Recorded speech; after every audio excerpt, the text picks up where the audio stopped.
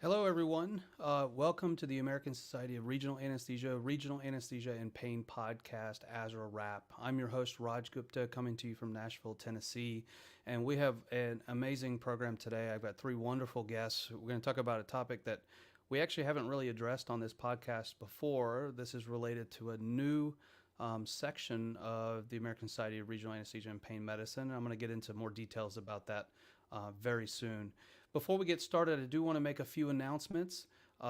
We are coming really close to the ASRA Fall Meeting. That's November 17th through the 19th in Orlando, Florida. Now, this meeting is focused around chronic pain management, but there's a lot to talk about: practice pain management, practice of your pain management clinic, and then acute pain, transitional pain, some regional anesthesia. There's incredible workshops, a lot of networking opportunities. So if you're planning on coming, don't forget to register. The registration is open right now. You can go to asra.com/pain, and that will get you to the website where the registration is. I would love to see you there. I'm going to be there at the whole meeting. I want you to come up and say hi to me. I want to meet you in person. I think it's great to network and meet people like that.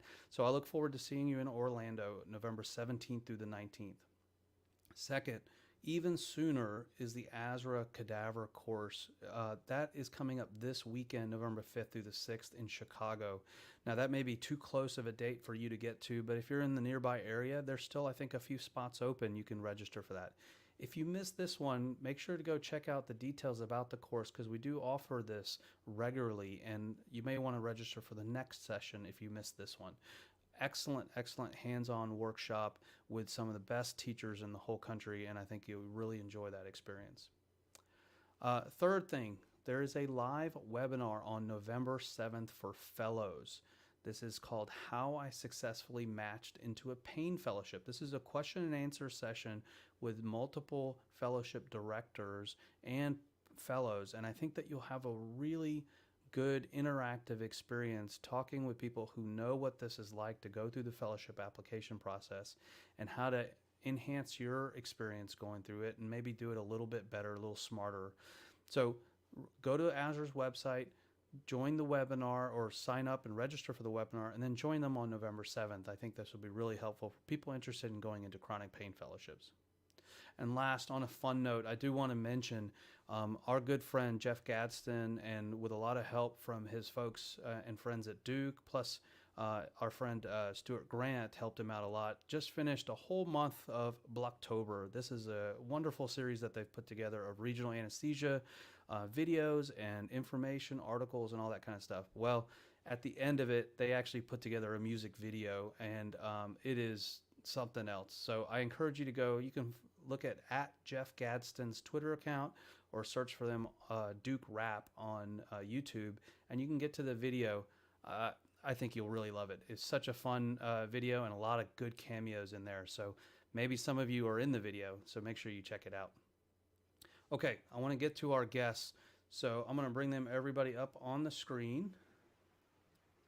And so this meeting today, this session today is focused on our military special interest group. This is a new group within ASRA Pain Medicine, and you can go to the link asra.com/SIGS/military if you're interested in this. And we recognize that there is a lot of overlap in the interests of what training and teaching and clinical work is being done, and research is being done in the military with the civilian world, and there's a lot to share and offer between the two. So I wanted to take the opportunity to get some of the people who are active in the special interest group, who are active in the military, and get their insights into what we can learn from each other, and then also what some of their experiences are. So let me do some introductions real quick, and I want to get right into the topic because we've got a lot of good material to cover. So first I have Dr. Sandeep Dhanjal. He's from Indiana, enlisted in the U.S. Army as a truck driver, and then he completed his undergraduate education at Purdue University and earned his MD at Rosalind Franklin University. He went on to complete his anesthesia residency training and regional anesthesia fellowship training at Walter Reed National Military Medical Center. Major Dhanjal is deployed to a combat support hospital in Baghdad was deployed in Baghdad, Iraq, as part of Operation Inherent Resolve. He is now stationed at Fort Bragg, North Carolina, with clinical duties at the University of North Carolina, and as part of a military-civilian partnership program. Dr. Dhanjal serves as CME liaison for the Regional Anesthesia and Pain Medicine in Military Medicine Special Interest Group as part of ASRA Pain Medicine. Sandeep, welcome. Nice to meet you. Nice to have you as a guest. Welcome to the show. All right, thanks for having us.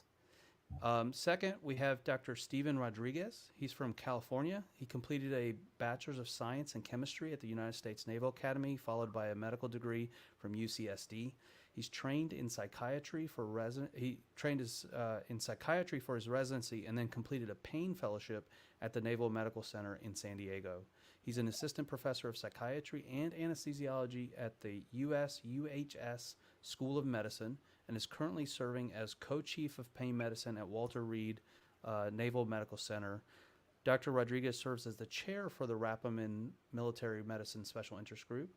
Welcome, Steve. Nice to see you. Thanks, Raj. And then third, we have Dr. Erin Tracy. She's a native of Rochester, Michigan, and is a proud graduate of the United States Air Force Academy. After receiving numerous academic and military commendations as a cadet, she went on to attend and graduate the University of Texas Health Science Center at San Antonio. She completed her residency in anesthesiology at the National Capital Consortium, and in her final year of residency, she was selected to be chief resident. After residency, Dr. Tracy spent a year as an acute pain and regional anesthesia fellow at the University of Colorado Anschutz Medical Campus before moving on to David Grant Medical Center as staff. Dr. Tracy serves as a vice chair for the Rappaman Military Medicine Special Interest Group. Sandeep, you were going to read sort of a generic disclaimer for the three of you for all the military branches. Do you mind doing that now? Yes, I'll get that in real quick. The views expressed herein are those of the group and do not reflect the official policy or position of the United States Army Medical Department, the Uniformed Services University, the U.S. Office of the Surgeon General, the Department of the Army, the Department of Defense, or the U.S. government. Thanks, Raj. And that also applies to the Navy and the Air Force as well, for our colleagues here on the show.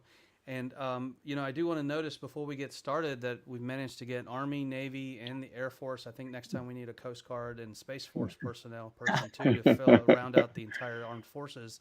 And we've got all the corners of the country. We went from East Coast to West Coast and up north, and, we've got, and then I'm down south, so we've got a little bit of everything going on today. So this is a great group. So I'm going to start... Erin, I'm going to start with you a little bit from the beginning, if you don't mind. The question is talking about experience of anesthesia, particularly regional anesthesia and pain management in the military. And the first question is, how is treating pain in the military different? And attached to this is this concept of readiness. And how does readiness fit into pain management as far as the military sees it? So for the military, readiness is kind of our whole thing. Even though all of us are currently stateside, the military has us kind of stashed so that we could be sent out into the world to support the forces wherever they go. In terms of pain management in the military, there's a lot of similarities, right? Like we do the same nerve blocks you guys do by and large. We treat trauma patients, you treat trauma patients. Our patients tend to be on the younger side, especially if they're active duty, far afield. They tend to not have as many comorbidities, which is kind of nice. But when they present to us, especially in recent conflicts like Iraq and Afghanistan, they may be presenting with injuries to all four extremities. Luckily, truncal injuries are somewhat diminished by body armor, as are head injuries a bit diminished by having helmets. But injuries to the extremities are going to be pretty common, both from projectile from guns and from IED explosions. And Sandeep, as far as when we talk about readiness, pain control is complicated because it's not something that you can just point a finger at and say, yep, there's, they're not meeting this goal, or they're not hitting this hurdle, or they're not, able to run 4 miles or something like that. How does pain fit into that? And then are you hindered in your choices of how to handle pain for a patient because it may affect their readiness? Or do you take that into consideration, how you handle that, both in the acute and chronic periods? Yeah, so Raj, I think that's a really important question. Part of it I'll be able to answer. I think the other part, Dr. Rodriguez will definitely be able to answer. Oftentimes when we do operate, we are in more austere environments. Austere environments, provide us with fewer providers, provide us with, fewer supplies. So we have to take that into consideration when applying analgesics to patients. A good example is, we think, traditionally systemic analgesics like opioids, they suppress respirations. This cost, while it is present in, conventional clinical medicine, one of the considerations in the austere environment is you have limited oxygen supply.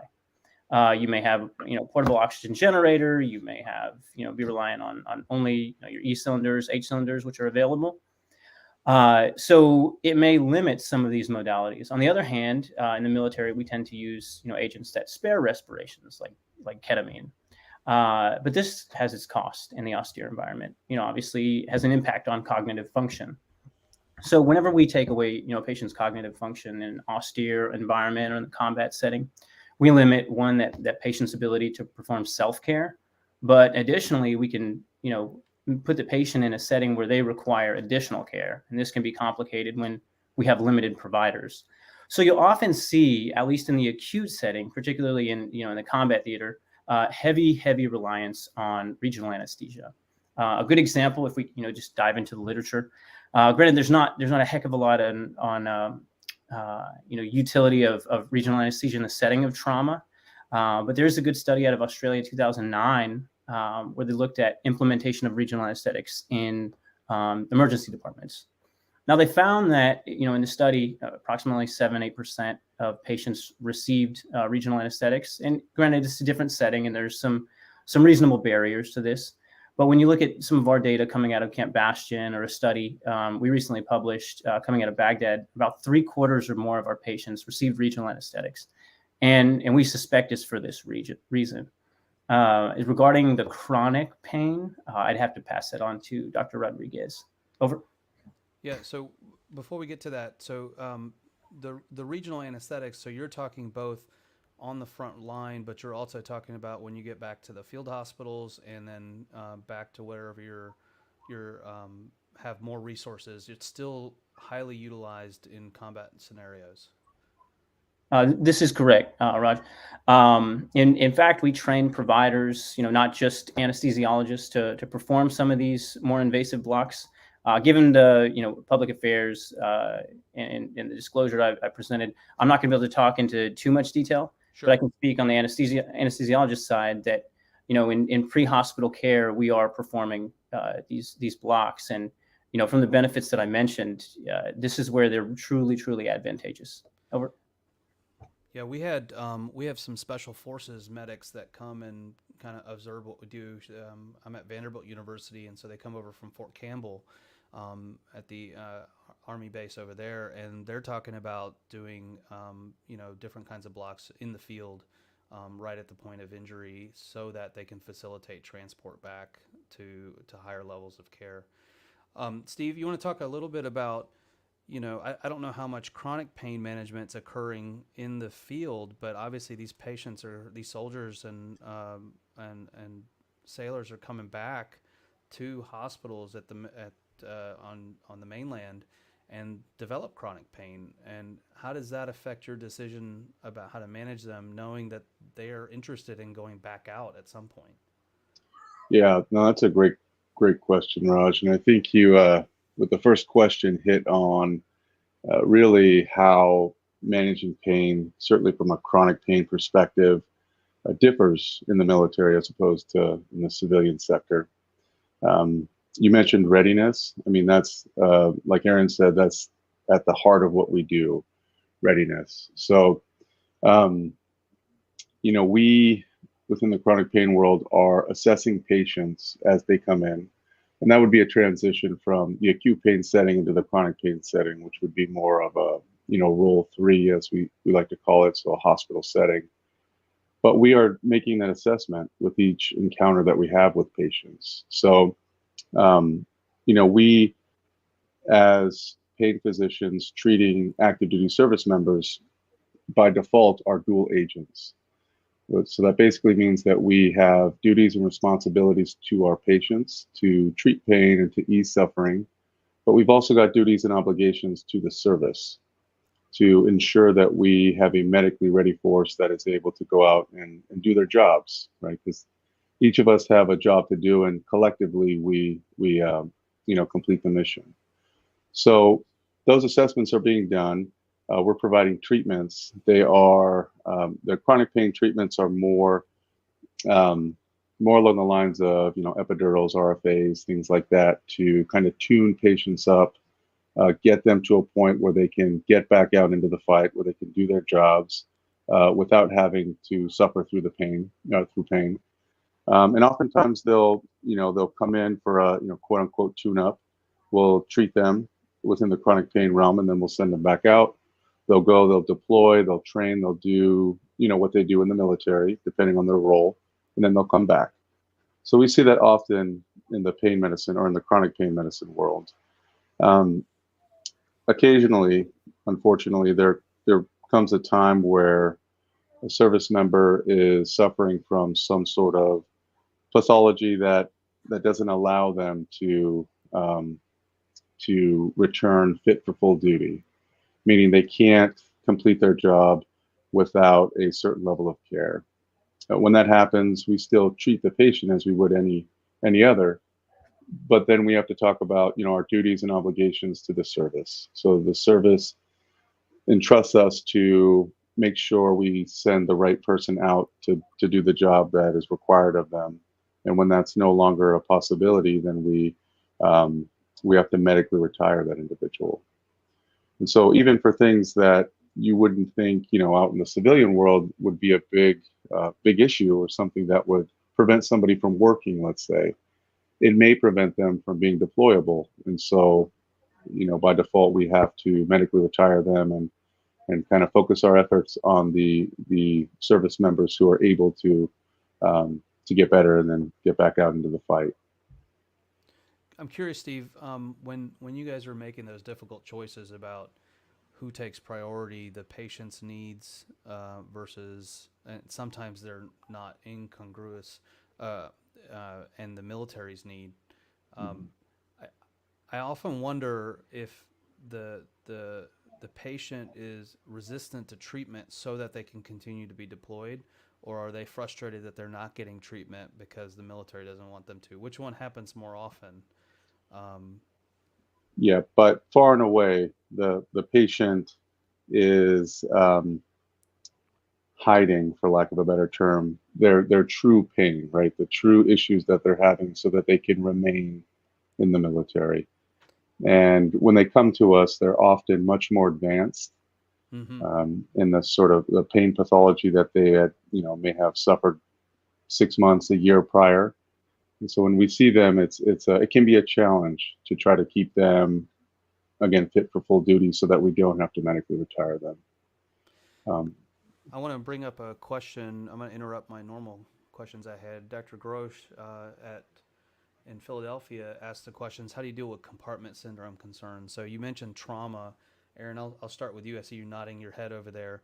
In the civilian world, compartment syndrome is a point of contention between our trauma surgeons and our regional anesthesiologists often, where we're afraid to mask compartment syndrome with a nerve block. And so oftentimes our surgeons are reluctant to let us do blocks on patients. And I'm curious, in the military, is that perspective shared, or do you guys handle that differently? So yeah, that's an ongoing point of concern for us as well. When we're far afield, usually there is a trauma chief who is a surgeon. And generally, if we're at, like, say, a role 3, which is a more advanced field hospital, there's kind of a constant communication between the trauma chief and other members of the surgical team and the anesthesiologist who's running the acute pain service to determine, is this patient going to be better served by a block? Are we very concerned about compartment syndrome? Do we need to just do prophylactic fasciotomies and then, potentially place a nerve catheter so that we can get this patient comfortable enough to, say, get on a plane and be flown halfway across the world? So yeah, it's something that we deal with quite a bit too.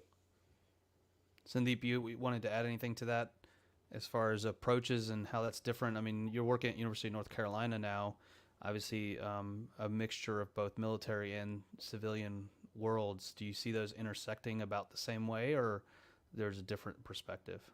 Yeah, absolutely, Raj. I think Erin nailed it. These decisions are very complex. They involve risk benefits. There certainly is a reasonable concern that a regional anesthetic can mask compartment syndrome. On the other side, I think it's important to note that there have been instances where, regional anesthesia and the breakthrough pain has heralded the diagnosis. So, I think a discussion with the patient, discussion with the surgical team or whoever's providing the primary care for the patient is important. Especially given that oftentimes from a Role 2 to a Role 3 facility or Role 3 facility back home or to Germany, patient's going to be, on a flight for a while, and clinical observation may be difficult over that time. So these are all kind of unique considerations. One of the things that I think is growing, at least in the more deployed or austere side, is accepting that regional anesthesia is not binary. It's not yes or no, my patient has a regional anesthetic. I think, oftentimes we're running these catheters on 0.2% ropivacaine, as opposed to 1% ropivacaine. And I think this comes into play when we're discussing, masking, something like a missed injury or ongoing compartment syndrome. So, these complexities, these nuances are why it's important to have this multidisciplinary discussion, particularly in the deployed environment. And, I certainly get similar guidance from the civilian counterparts that I work with. Over. Sandeep, I want to stick with you for a second. So after your fellowship training, you were deployed to a combat situation in Iraq at that time. And I know I've had colleagues of mine who both worked in Baghdad during not the most recent Gulf War, but the prior Gulf War. And then recently I had it's been about 7 years. One of our fellows graduated and then was deployed to Kandahar and described immense value to continuous catheters in those settings, and how that affected not just the pain management, but sort of the ability of the soldier to stay not sedated, being able to talk to their family on the phone during transport to Germany, that it almost blew the minds of some of their leadership, because I don't know why some of them hadn't seen this impact. Do you see that, it's not becoming news anymore? This is almost becoming routine now, and leadership is seeking this out. And how big of a factor are these continuous catheters in the military? Especially, I'm thinking as close to the combat zones as you can reasonably do them. Is that how close they're being put in? Oh, yes. I think in your question, you nailed it. I think there's immense value, from the factors I mentioned initially. I think the consideration on when to place the catheters is very difficult to answer. We want a sterile environment, we want a clean environment. We often rely on single injection blocks if we know we're going to be sitting on a patient for a day until we can get them to advanced care. But while patients are moving through the echelons of care, certainly having continuous regional anesthetics, continuous peripheral nerve catheters has value, keeping the patient awake, not relying on oxygen. Simple things like a patient in flight noticing his or her own IV disconnection. That happens often because patient's awake. Patient can alert you to, a change in pain, which, after polytrauma, it becomes important to, be able to rapidly diagnose new and ongoing trauma, say developing pneumothorax during transport or whatnot. As to your question on how ubiquitous this has become and how accepted as a standard of care, I think the way Erin and I trained, we have to give credit to one of our predecessors, Colonel Buckenmeyer. He kind of established this system of including the practice well documented in our clinical practice guidelines as part of our joint trauma system.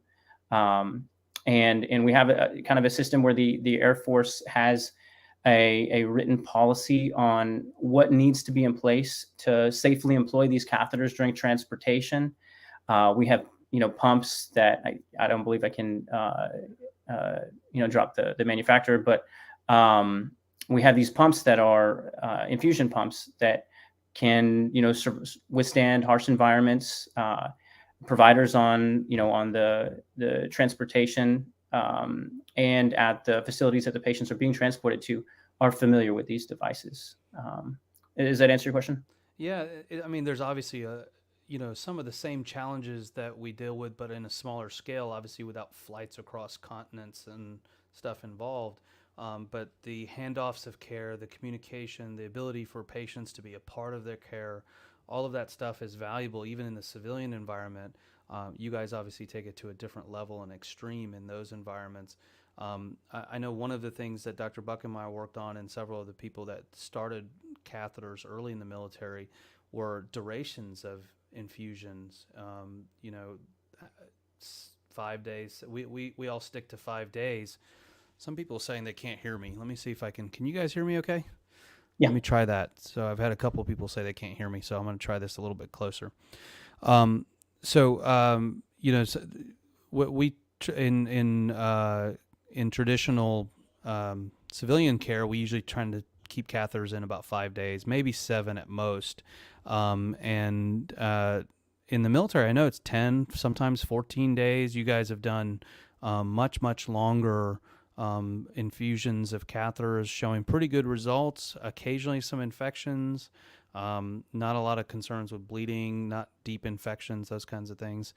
Erin, I see you nodding your head over there. I mean, obviously this is informing our civilian practice quite a bit too, is all of that experience.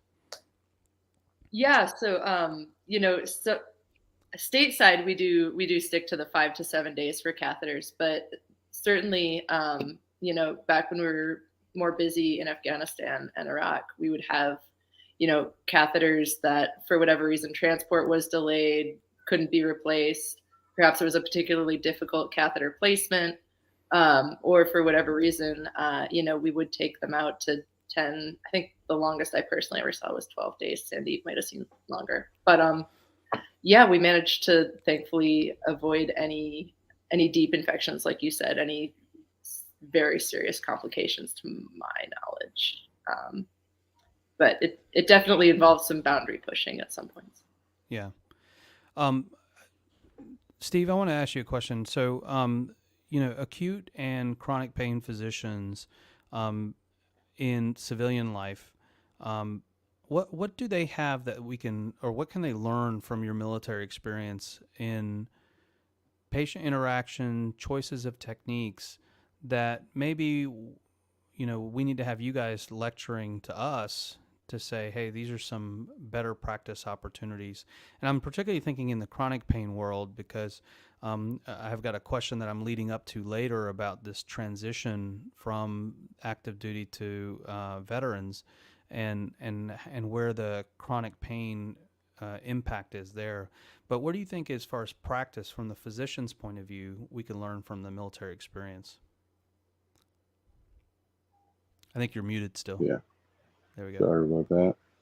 I think the military does a particularly good job at ensuring that patients, service members, that we're focusing in more so on, on functionality, as I mentioned previously, because when we treat service members, our ultimate goal is to get them back fit for full duty. So we apply a multimodal approach.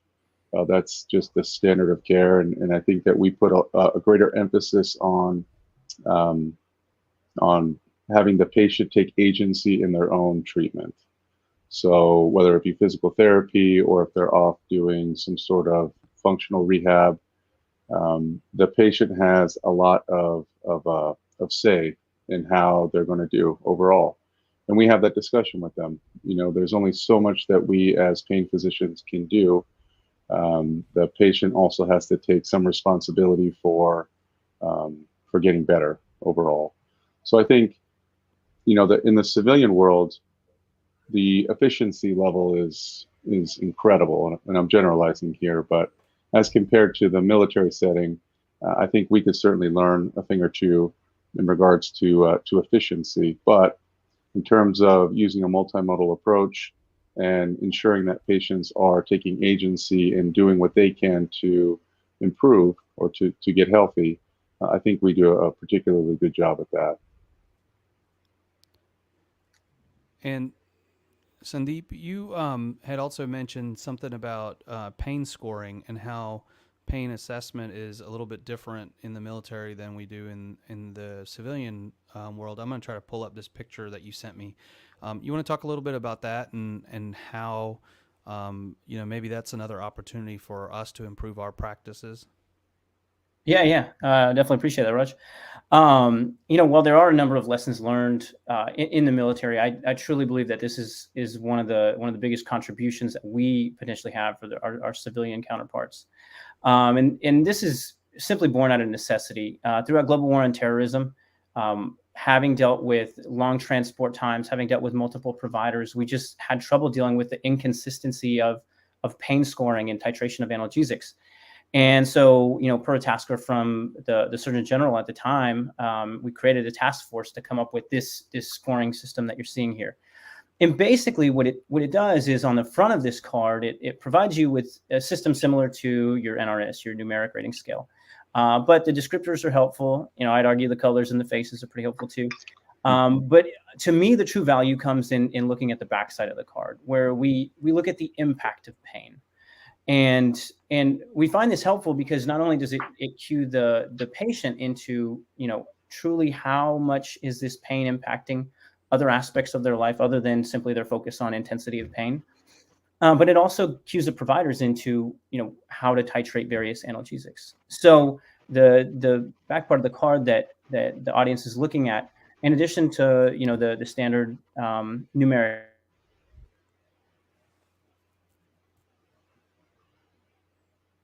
I think we lost Sandeep for a second. I'm going to read a little bit about what he's until we get him back on the connection. I'll read a little bit what's on this card. Intensity of pain at the moment. Hey, Sandeep, we lost you for a second there. You were just getting ready to describe the questions on the back, and then I think your internet connection cut out for a second. Oh. You want to start? You can describe. You were starting with number one, so if you want to start there again. Yeah. Can you guys hear me now? Yeah. Okay. So, you know, with the back of this card, basically directs is that the provider, you know, obtained from the patient on a scale of 0 to 10, how much the pain impacts activity, sleep, mood, and stress. And, you know, why this is helpful is it really gets the patient to thinking, hey, how is my pain not only now, but when I'm doing various activities? So, you know, a good example is, you know, patients doing well, but having trouble with sleep. All right. And let's, you know, for the sake of this conversation, you know, include that the patient's on ketamine, and, you know, perhaps hallucinations are, you know, impacting sleep, or anxieties, you know, impacting sleep. This may be a time for the provider to consider, you know, a dexmedetomidine infusion, you know, as opposed to ketamine.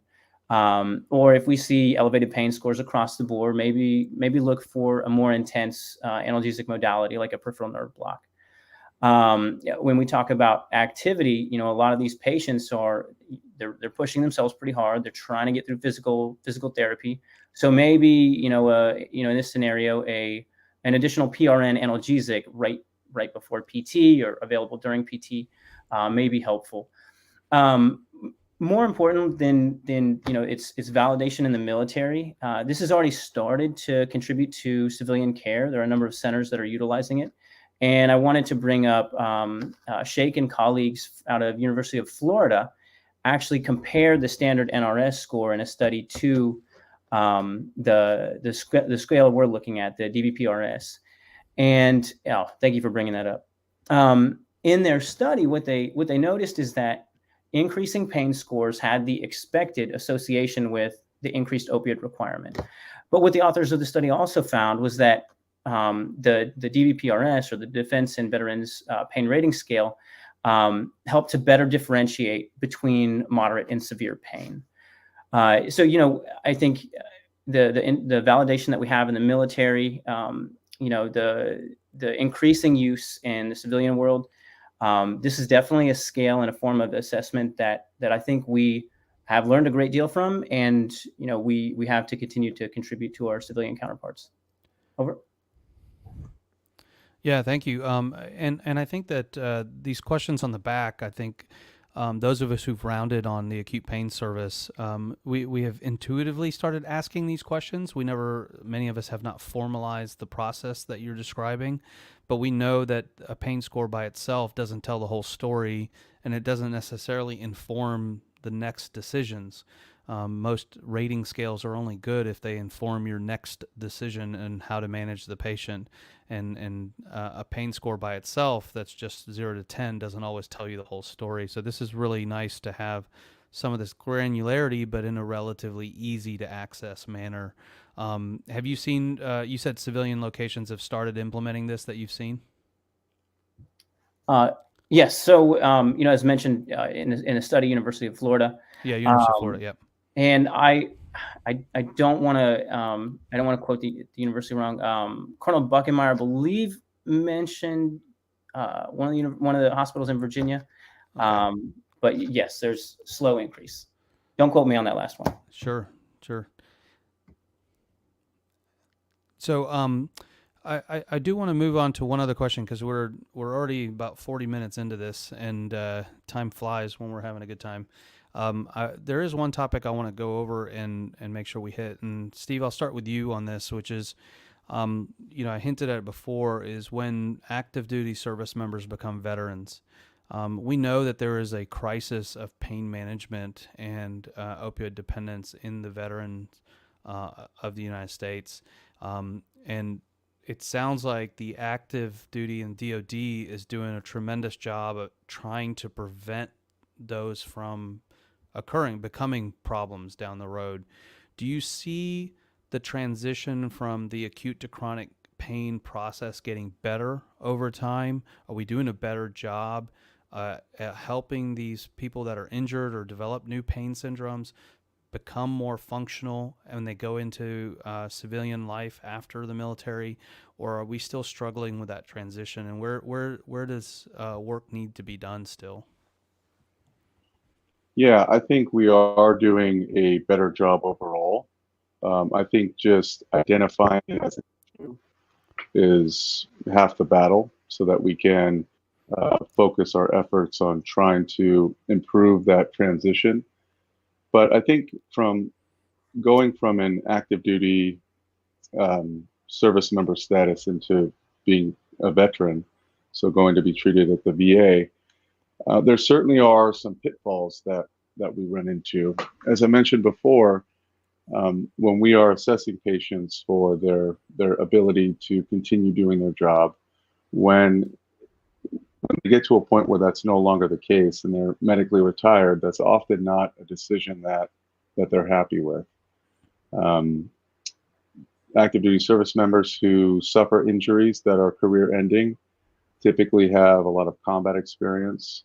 So the psychiatrist in me is going to kind of bring up the whole, idea of depression, anxiety, post-traumatic stress disorder. All of these issues that go along with chronic pain contribute significantly to addiction, and also to, trying to use something like an opioid to forget about the pain that causes. So the way that we are looking at pain these days is more from a global perspective.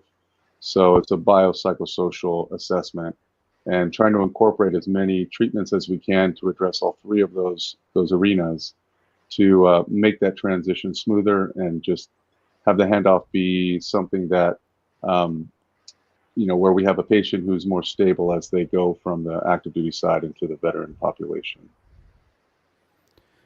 Yeah, I mean, we in the civilian hospitals often get to see some of our veteran patients, and they're often the most challenging, most grateful, but most challenging because they have a combination of physical, somatic medical diagnoses combined with their psychiatric diagnoses, mental health issues, and chronic pain, and often it's a lot. It's a complicated thing to deal with, and there's unfortunately, with many years of war, we have a lot of veterans out there now that are going to need this care for quite some time. Before we wind down this conversation, I just want to give you guys one last chance, one at a time. If there's any other main point you want the audience to hear about this experience of acute pain, regional anesthesia, chronic pain in the military, that those of us in the civilian world should be aware of or can learn from. Erin, just any thoughts that you have that we didn't hit today? So my main thought is that,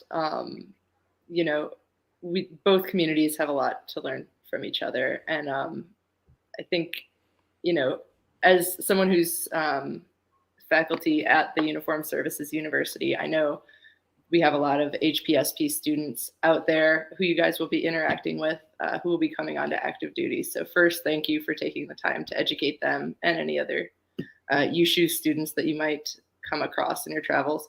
But I think just, anything that you guys can learn from us is probably relating to practicing in a resource limited environment.